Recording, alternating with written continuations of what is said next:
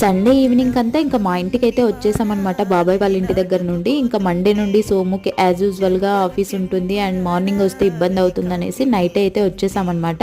And ఇంక ఇది నేను వెన్స్డే షూట్ చేసిన వీడియో అనమాట. ఇంకా వెన్స్డే సోము నాన్ వెజ్ తింటాడు కాబట్టి తన కోసం కర్రీ లాగా అలా ఏం కాకుండా ఏమైనా స్పెషల్ డిషెస్ చేద్దామనేసి అయితే నేను చేస్తున్నాను అనమాట. ఇక్కడ చికెన్ దమ్ బిర్యానీ అయితే చేస్తున్నాను. అండ్ యాక్చువల్గా నాకు అసలు చికెన్ దమ్ బిర్యానీ ఎలా చేయాలో తెలీదు. పులావ్ అయితే చేస్తాను కానీ దమ్ బిర్యానీ రాదనమాట. ఫస్ట్ టైం ట్రై చేశాను అండ్ నేను యూట్యూబ్లో చూసి చేశాను అనమాట.